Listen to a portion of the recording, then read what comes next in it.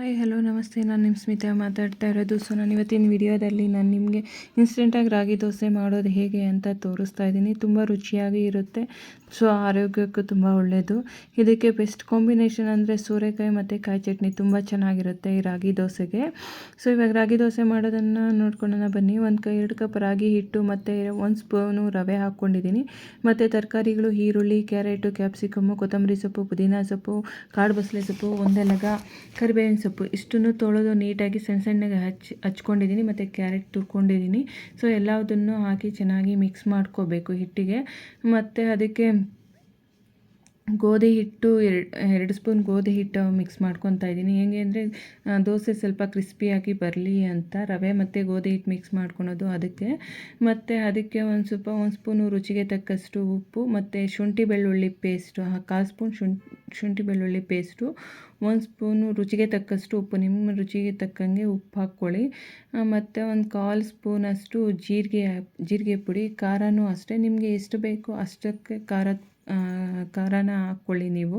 So ನಾನು ಚಿಕ್ಕದಾಗಿ ಹಾಕ್ಕೊಂಡಿದ್ದೀನಿ, ಖಾರನ ಜಾಸ್ತಿ ಹಾಕಿಲ್ಲ. ಯಾಕಂದರೆ ನನ್ನ ಮಗಳು ಖಾರ ಇದ್ದರೆ ದೋಸೆ ತಿನ್ನಲ್ಲ ಅದಕ್ಕೆ. ಸೊ ಇದನ್ನು ಫಸ್ಟ್ ಹಾಗೆ ಮಿಕ್ಸ್ ಮಾಡ್ಕೋಬೇಕು. ಮಿಕ್ಸ್ ಮಾಡ್ಕೊಂಡಿದ್ದಾದಮೇಲೆ ಮತ್ತೆ ಅದಕ್ಕೆ ನೀರು ಹಾಕಿ ಮಿಕ್ಸ್ ಮಾಡಿಕೊಂಡು ಒಂದು ಹದಕ್ಕೆ ಬರಬೇಕು, ದೋಸೆ ಹಿಟ್ಟಿನ ಹದಕ್ಕೆ. ಸೊ ನೋಡಿ ಹೆಂಚು ಕಾಯಕ್ಕೆ ಇಟ್ಟಿದ್ದೀನಿ ಮತ್ತು ಹಿಟ್ಟನ್ನು ರೆಡಿ ಮಾಡ್ಕೊತಾ ಇದ್ದೀನಿ. ಹೆಂಚು ಕಾದಿದೆ ನೋಡಿ, ಈ ಹಿಟ್ಟು ಹದಕ್ಕೆ ಇರಬೇಕು ದೋಸೆ ಹಿಟ್ಟು. ಇನ್ನೂ ಸ್ವಲ್ಪ ತೆಳ್ಳಕ್ಕಾದರೂ ಪರವಾಗಿಲ್ಲ, ಚೆನ್ನಾಗಿ ಬರುತ್ತೆ ದೋಸೆ. ತೆಳ್ಳಕ್ಕಿದ್ದಷ್ಟು ಗರಿಗರಿಯಾಗಿ ಬರುತ್ತೆ ನೋಡಿ. ಅದು ಕೆಲವೊಂದು ವಿಡಿಯೋಸ್ ಮಿಸ್ ಆಗಿಬಿಟ್ಟಿದ್ದೆ. ದೋಸೆ 2 ಸೈಡು ಬೇಯಿಸ್ಕೋಬೋದು, ಇಲ್ಲ ಕೆಲವರು ಒಂದೇ ಸೈಡ್ ಬೇಯಿಸ್ಕೊತೀನಂದರೆ ಒಂದು ಸೈಡು ಬೇಯಿಸ್ಕೋಬೋದು.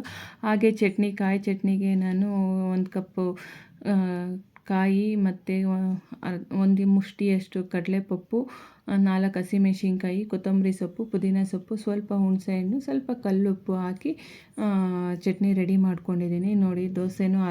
ದೋಸೆನೂ ಬೇಯ್ತಾ ಇದೆ.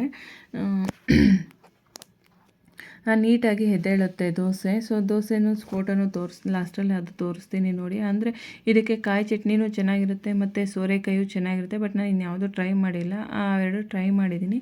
ಸೊ ವಿಡಿಯೋ ಹೇಗಿತ್ತು ಅಂತ ಕಮೆಂಟ್ ಮಾಡೋದನ್ನು ಮಾತ್ರ ಮರಿಬೇಡಿ. Thank you, bye.